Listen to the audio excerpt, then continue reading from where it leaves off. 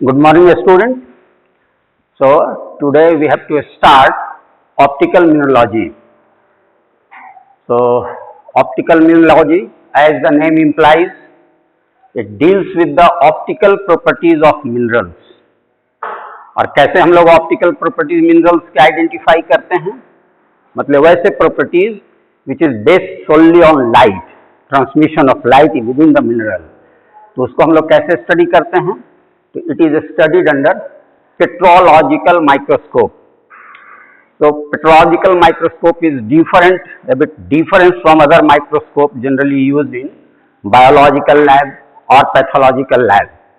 So that instrument, that microscope is simply a compound microscope. यहाँ पर geology में जो हम लोग स्टडी करते हैं मिनरल्स को या रॉक को, तो उसमें जो माइक्रोस्कोप है that is called petrological microscope और पोलराइजिंग माइक्रोस्कोप. तो इसमें हम लोग क्या करते हैं कि we use polarised light to study the minerals, although we also use ordinary light, but there is provision for producing polarized light.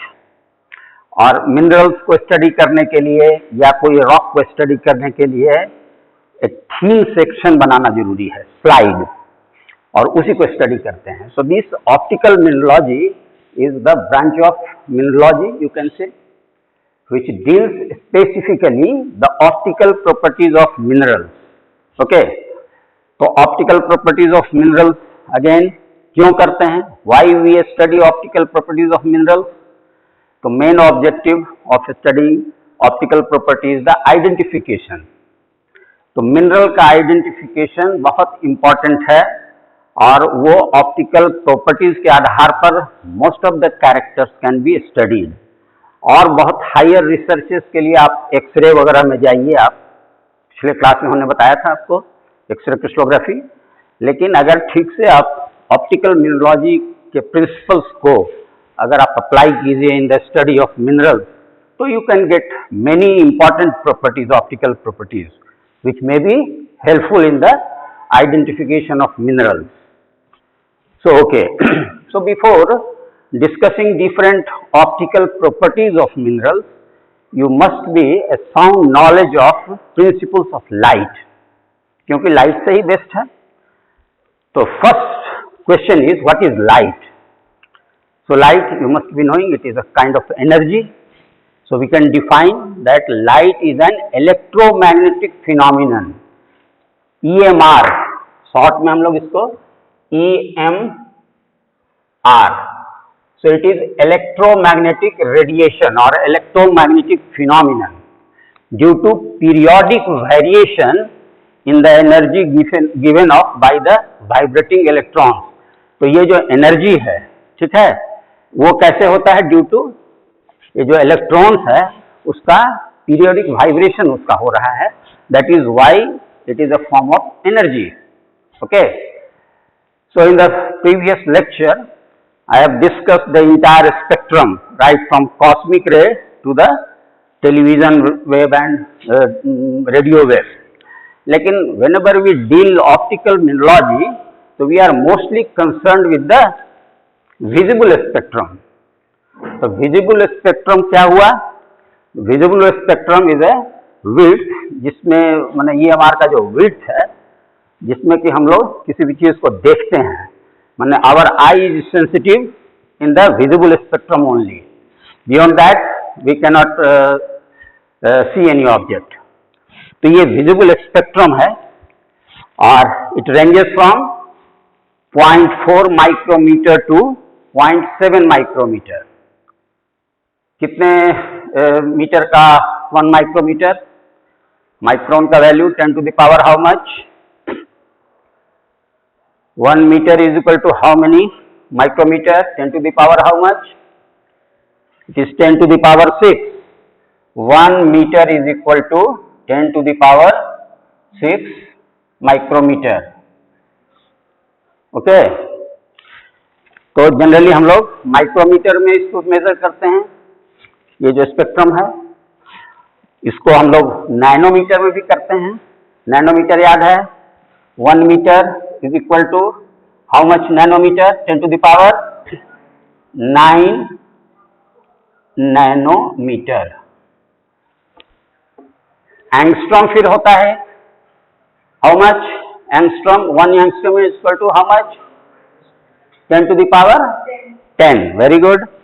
तो 1 metre is equal to 10 to the power -10 angstrom। So these are the units which are generally used in the determination of wavelength। तो visible spectrum which consists of 7 colors। Big wire आप जानते ही होंगे, VIBGYOR।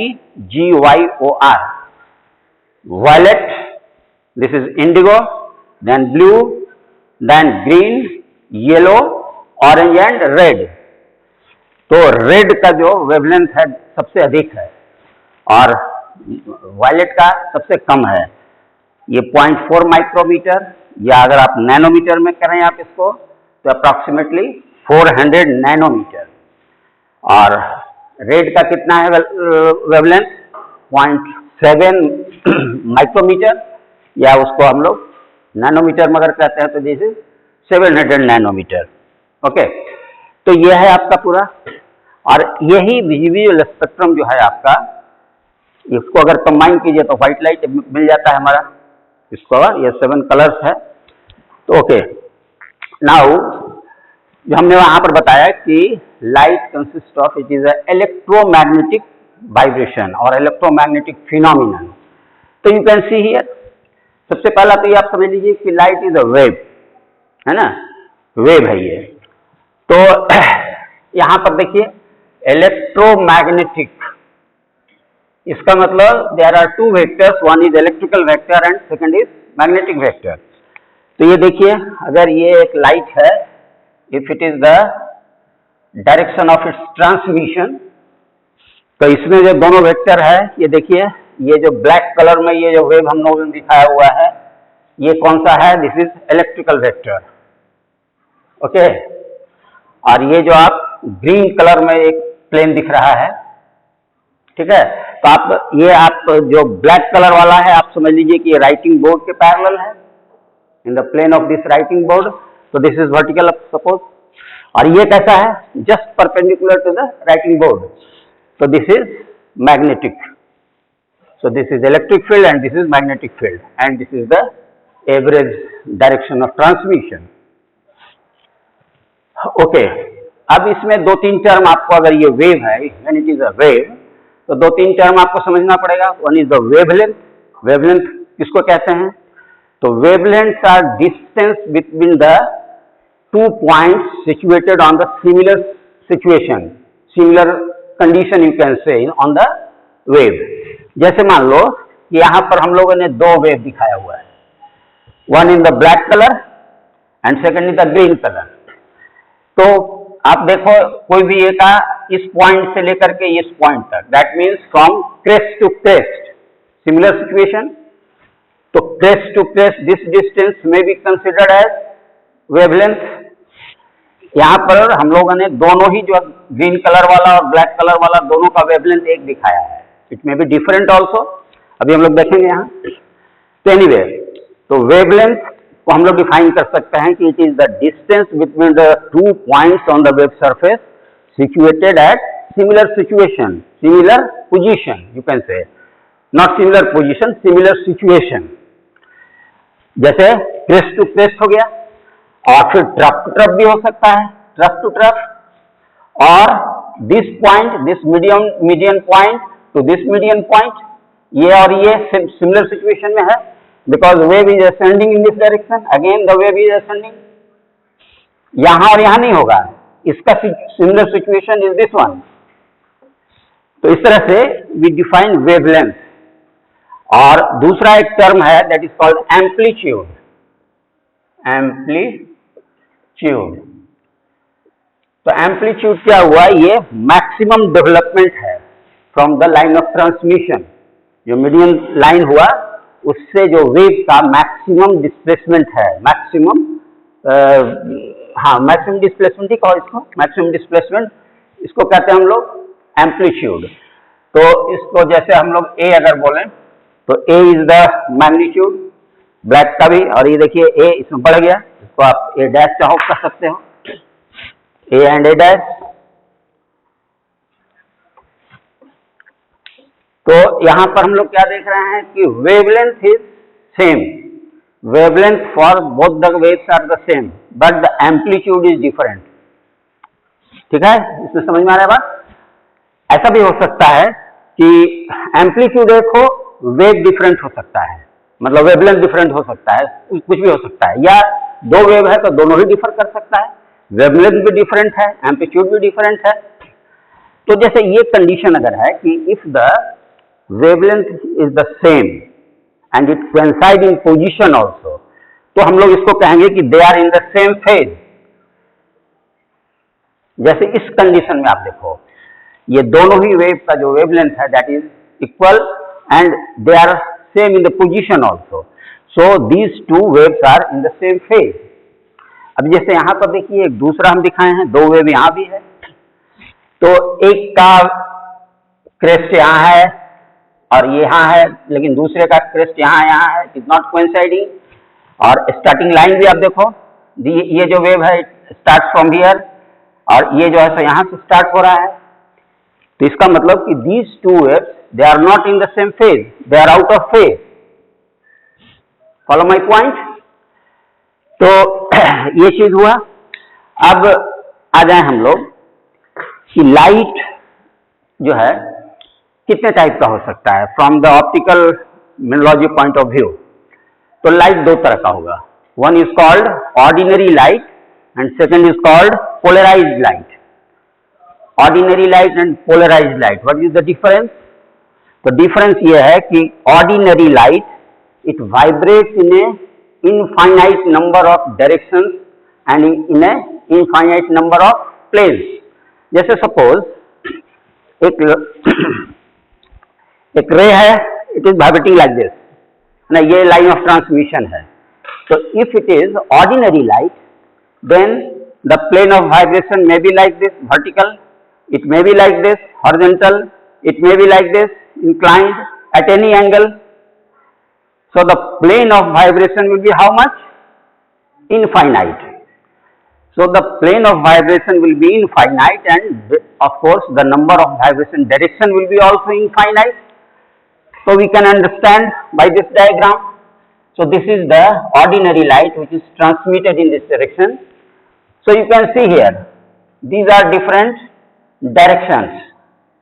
ये सब different directions है जो कि अलग अलग plane में है। तो ये हो गया ऑर्डिनरी लाइट। तो ordinary light vibrate in indefinite planes or rather infinite number of planes, not indefinite, infinite number of planes। और अगर यही लाइट पोलराइज्ड है, दो टाइप का बताए, one is ordinary light, second is polarized light. तो polarized light अगर है तो क्या होगा, what will happen? It will vibrate in a single plane.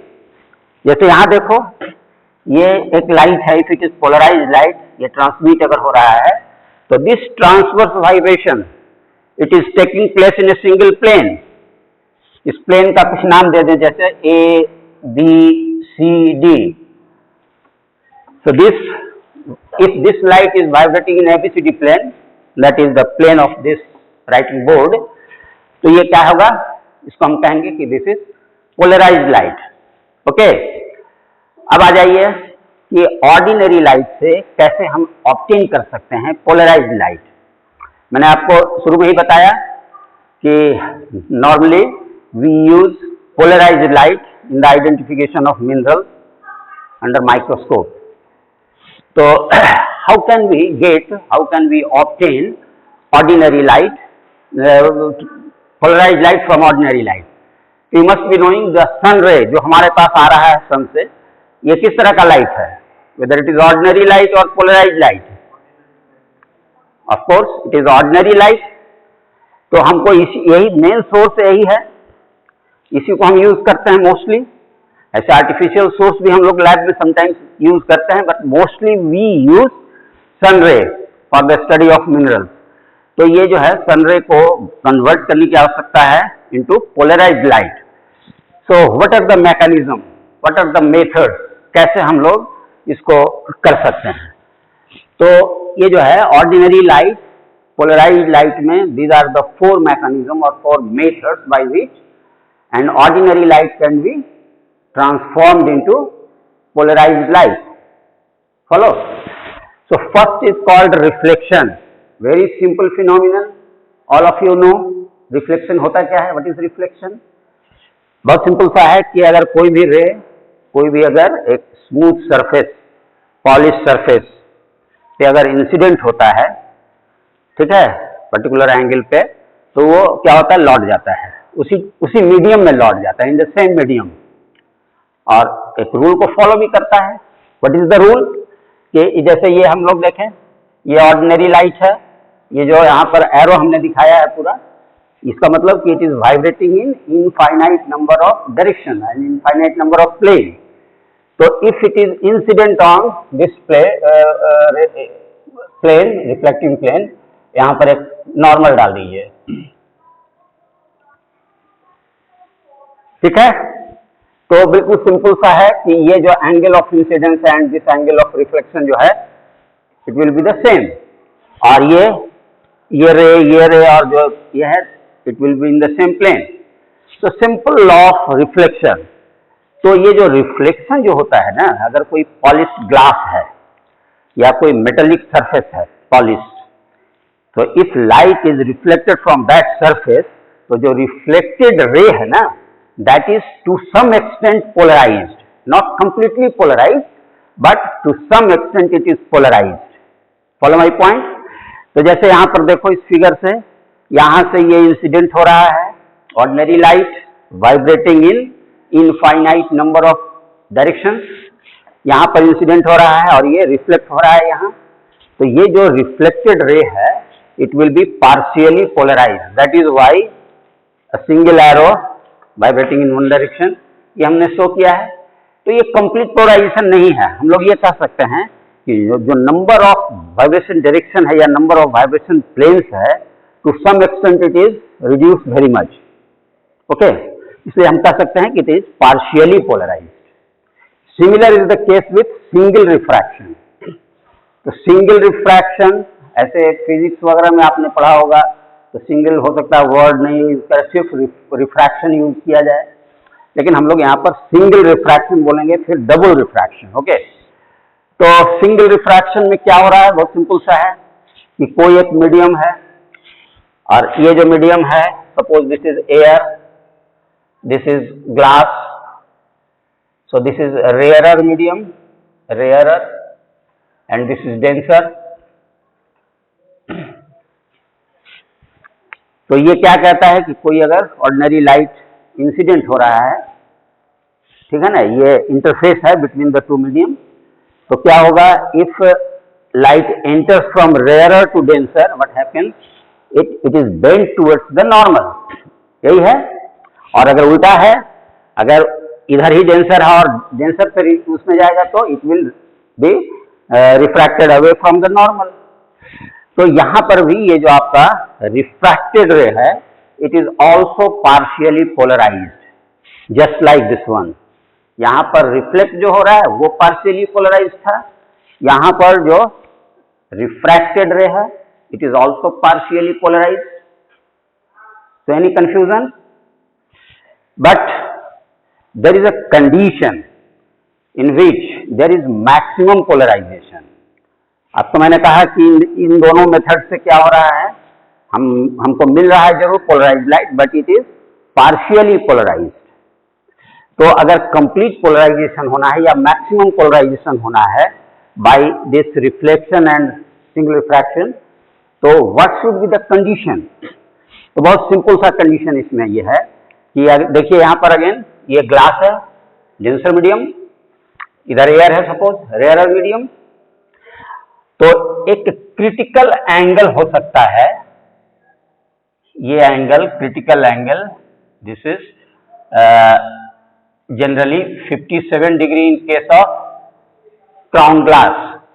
तो इस क्रिटिकल एंगल पर ये हमारा अगर ऑर्डिनरी लाइट इंसिडेंट हो रहा है, तो क्या होगा कि कुछ रे जो है रिफ्लेक्ट होगा और कुछ रिफ्रैक्ट भी होगा. तो if the angle between reflected beam and refracted beam is 90 degree, देख रहे हो ये दिस वन, तो ये मैक्सिमम पोलराइजेशन का ये कंडीशन है। This is the condition for maximum polarization. ये क्या है कि the angle between, write down, the angle between reflected beam and refracted beam is 90 degree, then maximum polarization will take place. Maximum polarization. Okay. तो अब ये जो reflected रे भी है, रिफ्लेक्टेड बीम, और ये दोनों, इनका मैक्सिमम पोलराइजेशन हो सकता है। और and this is in the form of a law which is known as Brewster's law. Brewster's law क्या कहता है कि the angle of incidence for maximum polarisation is that angle whose tangent is the index of refraction of the reflecting substance। ठीक है, क्या बोल रहा है कि द एंगल ऑफ इंसिडेंस, तो ये एंगल ऑफ इंसिडेंस अगर आई है यहाँ, यही ना है, तो मैक्सिमम पोलराइजेशन के लिए जो एंगल ऑफ इंसिडेंस है वो क्या होगा, उसका जो टेंजेंट है that will be equal to the mu, यानी कि रिफ्रैक्टिव इंडेक्स। तो इसका अगर रिफ्रैक्टिव इंडेक्स, जैसे ये ग्लास है 1.55 अगर है, तो यही रिलेशन है कि ये जो म्यू है it will be equal to tan I। तो जो एंगल ऑफ इंसिडेंस उसका टेंजेंट आपको लेना है, that will be equal to the refractive index of the this substance. Okay, now जो सबसे इंपॉर्टेंट तरीका है पोलराइज्ड लाइट ऑब्टेन करने का वो है डबल रिफ्रैक्शन। तो what is double refraction? Double refraction को आप समझें कि देयर आर सर्टेन सब्सटेंसेस और मिनरल्स जिसमें कि जब लाइट एंटर करता है तो ये दो रो में रिफ्रैक्ट होता है, नॉट इन सिंगल, है ना। वैसे सब्सटेंस को कहते हैं हम लोग अनआइसोट्रॉपिक सब्सटेंस, तो हम लोग अभी डिस्कस करेंगे आगे। लेकिन अभी आप समझिए कि डबल रिफ्रैक्शन में क्या हो रहा है कि if an ordinary light enters an anisotropic substance तो it is refracted into two rays. और बेस्ट एग्जांपल कौन सा है? Iceland spar. तो यहां पर मैंने एक सेक्शन जस्ट बनाया है, this is the crystal of Iceland spar. ये this is variety of calcite, you can see here I have, और कहा गया, these are all crystals of ice, this is opaque so we cannot call it Iceland spar। Iceland spar actually बिल्कुल transparent variety है, calcite का transparent variety, this is transparent.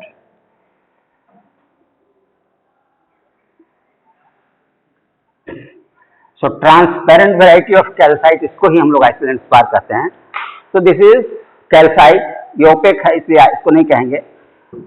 Again ये भी एक छोटा क्रिस्टल है कैल्साइट का, यू कैन सी। और एक क्रिस्टल ये भी है, थोड़ा टूट गया है, लेकिन ये देखिए ये ट्रांसपेरेंट है to some extent. I will show you the phenomenon, बहुत ब्यूटीफुल फिनोमिनन है ये डबल रिफ्रैक्शन का, it can be seen through this. तो इसमें क्या होगा कि कोई भी अनआइसोट्रॉपिक, कोई भी, मैं कह रहा हूं आपको, not only Iceland spar, any anisotropic mineral में अगर लाइट एंटर करता है इन स्पेसिफिक डायरेक्शन, एक या दो को छोड़ दीजिए, तो मोस्टली क्या होगा कि जो ऑर्डिनरी लाइट है it is refracted into two rays, two beams. Okay, जैसे यहां पर देखिए, अब ये है आइसलैंड स्पार ट्रांसपेरेंट, और ये नीचे से मान लीजिए कि इसको we place it on a piece of paper, ठीक है, और you just put I am using a red point, you just mark a point on the paper and place this Iceland spar over this। और अगर आप इसके ऊपर से अगर आप देखेंगे, if you want to see it, तो आपको क्या दिखेगा कि आपको दो इमेज दिखेगा, one here and second here. If this is A, so one image is A dash and other image is A double dash, A dash and A double dash. ये दो इमेज दिखेगा. ऐसा हमेशा तो नहीं होता. अगर आप एक कोई ट्रांसपेरेंट ग्लास ले लो, उसको अगर आप एक पॉइंट के ऊपर अगर आप रख दो, तो can you get two images? No, you won't get. लेकिन इसमें ये फिनोमिनन होता है. क्यों ऐसा हो रहा है? Why? Because this ordinary light जैसे इसके अंदर एंटर कर रहा है, it is broken into two, refracted into to beams. तो एक बीम को कहते हैं हम लोग ऑर्डिनरी रे. थोड़ा सा यहाँ पर नोमेनक्लेचर पर हमेशा ध्यान दीजिए. Now it is not ordinary light, it is ordinary ray. So here this is ordinary ray. In short it is called O ray. Okay, तो एक हो गया O ray और दूसरा ये देख रहे हैं हम, ये कहलाएगा एक्स्ट्रा ऑर्डिनरी रे. अगेन इसमें भी रे ही हो गया. तो ordinary ray and extraordinary ray, if it is obtained from double refraction, तो ये जो दोनों रे है, ordinary ray and extraordinary, they are completely polarized. ठीक है, तो ये सबसे बढ़िया तरीका है पोलराइज्ड लाइट अचीव करने का, बाय डबल रिफ्रैक्शन. बात समझ में आया? एक बार फिर से देखिए, ये the light is entering the transparent crystal of calcite. लेकिन एक चीज जरा ध्यान दो कि जो एंगल ऑफ इंसिडेंस है इस सरफेस पर, ये कितना है? It is 90 degree. It is 90 degree. तो ऐसे जो नॉर्मल लॉ ऑफ रिफ्रैक्शन है, ये क्या कहता है? अगर कोई मान लीजिए रे इधर से एंटर कर रहा है, exactly perpendicular to this surface, will it be refracted और it will follow the same path? If the angle of incidence is 90 degree, what will happen? Will it be reflected in any direction or it will follow the same path? It will pass undeviated. है ना? So this is normal law of refraction. Okay. तो यहाँ पर जरा देखो, ये जो ordinary light है, it is entering the crystal, Iceland spar, ठीक 90 डिग्री पर कर रहा है. तो वन रे देखिए, जो एक रे है वो undeviated is passing through. That is why it is called ordinary ray. It is obeying the law of refraction, usual law of refraction. So this ray, it is obeys the usual law of refraction. और ये extra ordinary है. कुछ अलग विशेष काम करोगे तब ना extra ordinary कहलाओगे, है ना? एक्स्ट्रा ऑर्डिनरी बोलते हैं, इसका मतलब कि ऑर्डिनरी से हट करके हो. तो देखो ये जो है रे है, इसकी विशेषता क्या है कि in spite of normal incidence, इसके बाद भी ये क्या हुआ है? रिफ्रैक्ट हो गया है. That is why it is called extra ordinary रे. So this is extraordinary ray. So this ray is not following the usual law of refraction. Follow my point?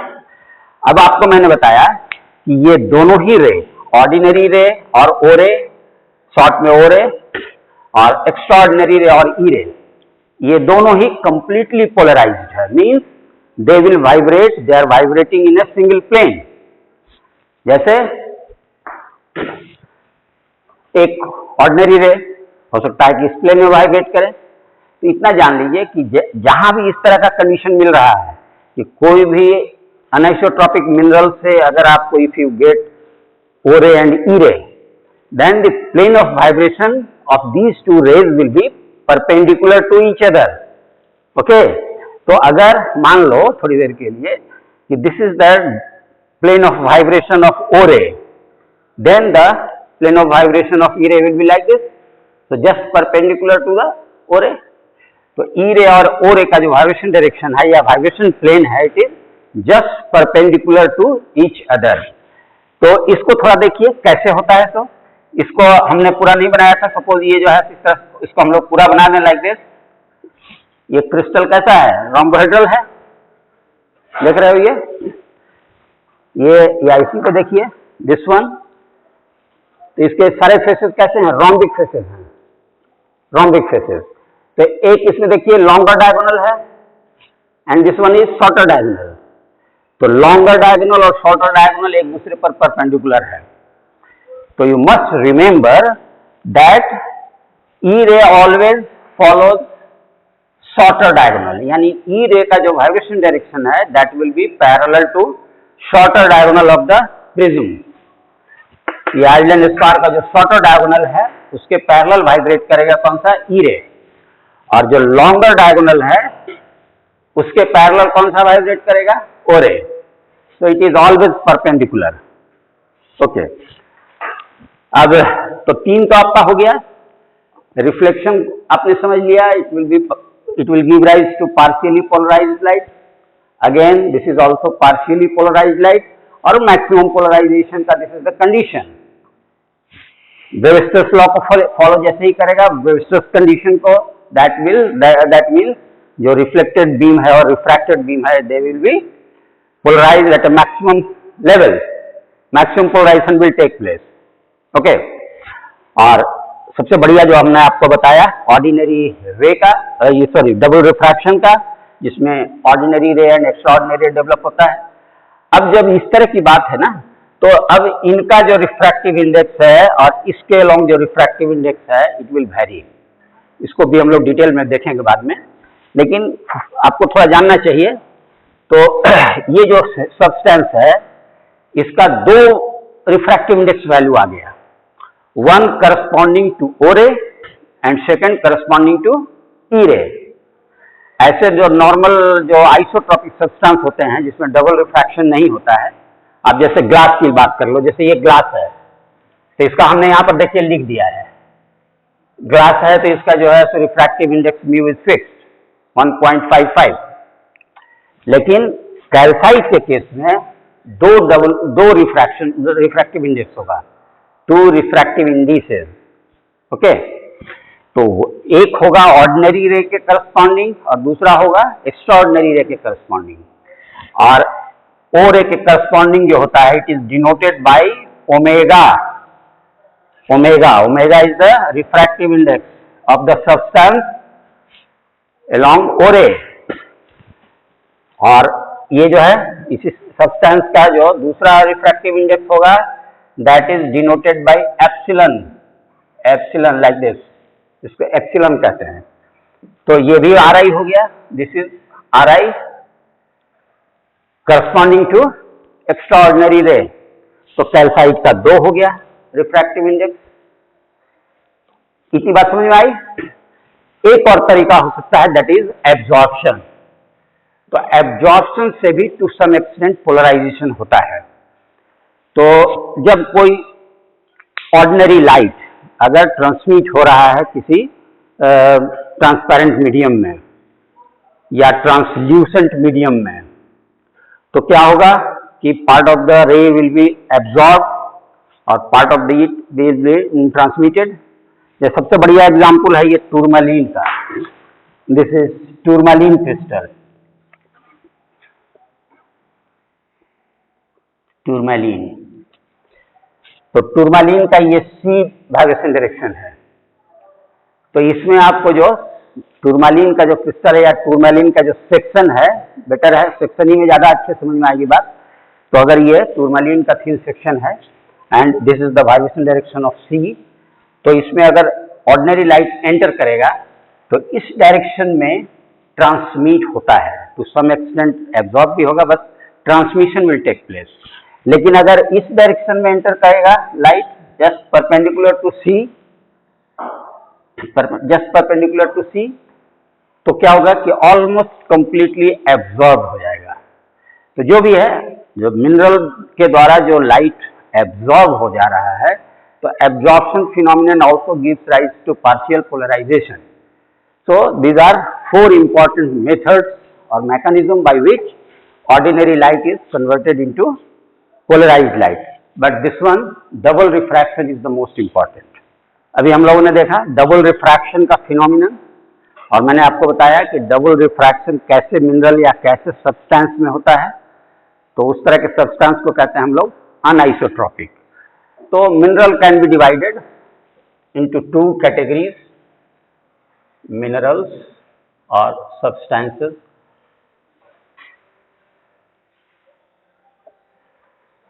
It may be of two types. One is called isotropic,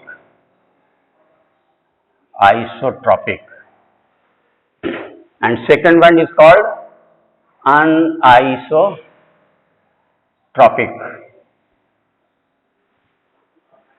So isotropic and anisotropic, ये दो category में हम लोग minerals को या किसी भी substance को डिवाइड कर सकते हैं। तो आइसोट्रॉपिक में व्हाट हैपेंस कि the light travels with the same velocity in all the directions,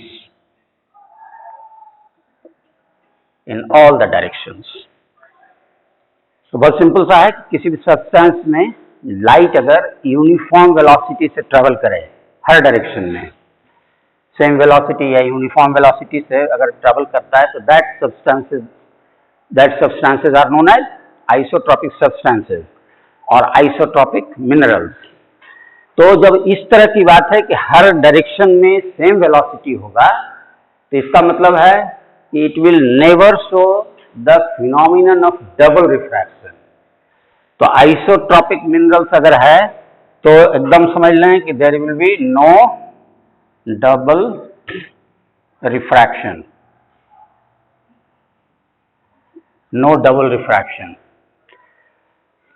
और भी प्रॉपर्टीज होगा, हम डिस्कस करेंगे। अभी इतना ही आप समझिए कि isotropic minerals are those minerals in which the velocity of light is uniform in all the directions. तो एटलीस्ट अगर तीन प्रिंसिपल डायरेक्शन मान लें हम लोग, एक ये वर्टिकल वाला, दूसरा ये हॉरिजॉन्टल वाला और तीसरा ये, और भी हो सकता है, लेकिन तीन प्रिंसिपल डायरेक्शन में मान के चले हम लोग, then the velocity will be equal.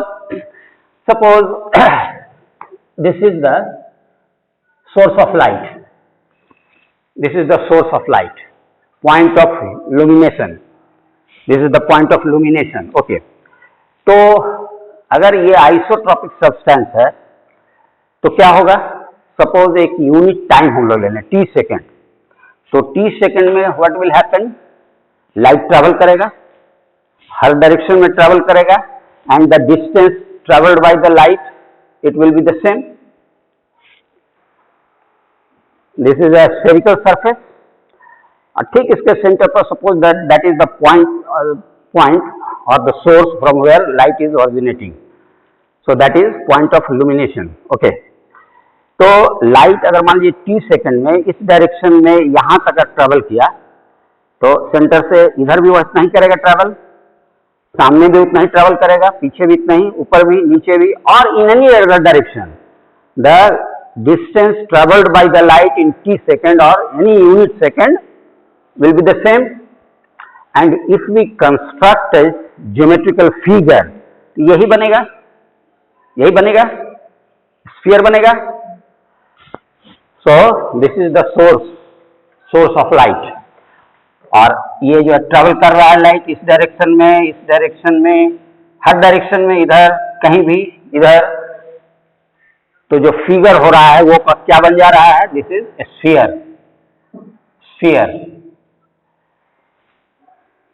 And this is called wave surface,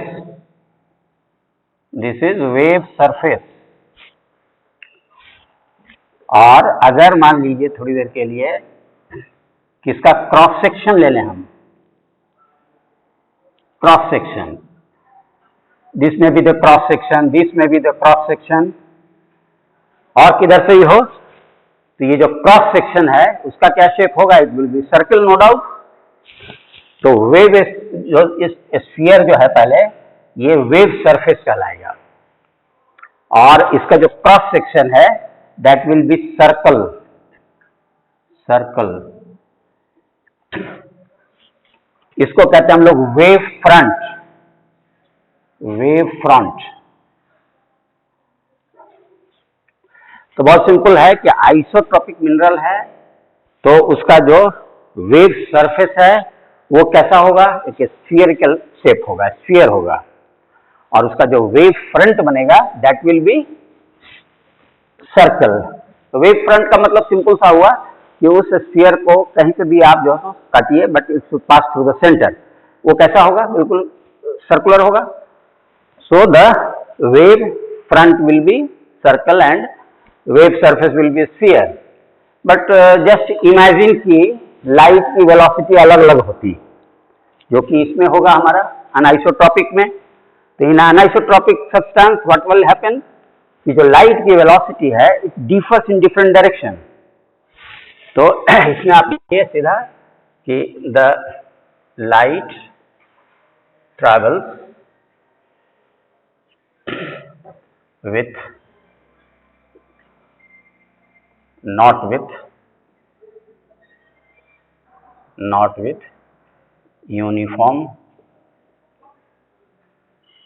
velocity in all the directions।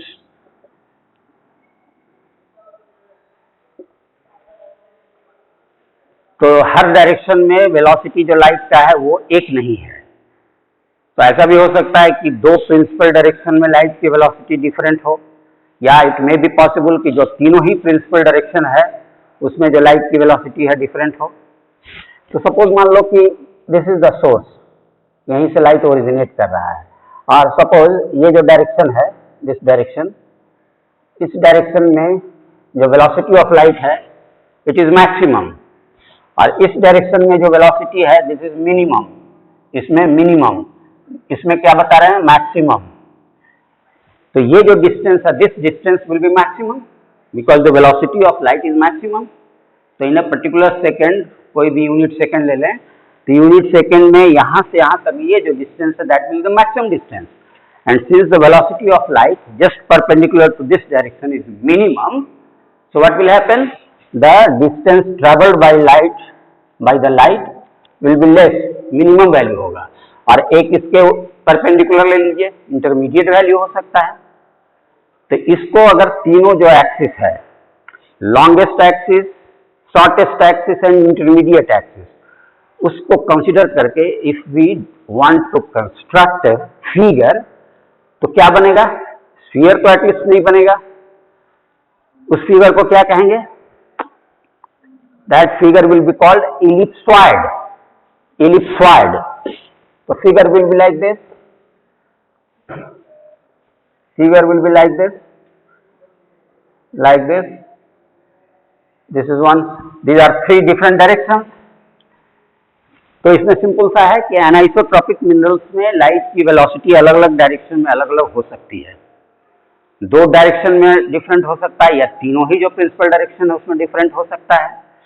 So the wave surface will B ellipsoid, so this is wave surface,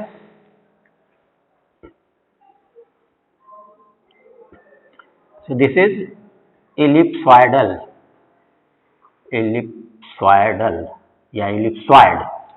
और ये जो हो गया, या इधर से ऐसे आप दिखा दो,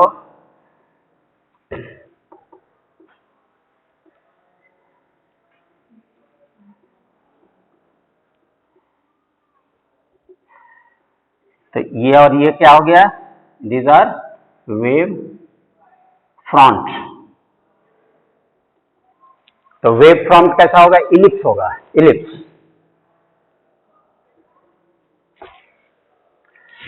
तो बेसिक चीज समझ गए, आइसोट्रॉपिक मिनरल क्या हुआ, एनाइसोट्रॉपिक मिनरल क्या हुआ। Isotropic minerals are those minerals in which the velocity of light is the same in all the directions.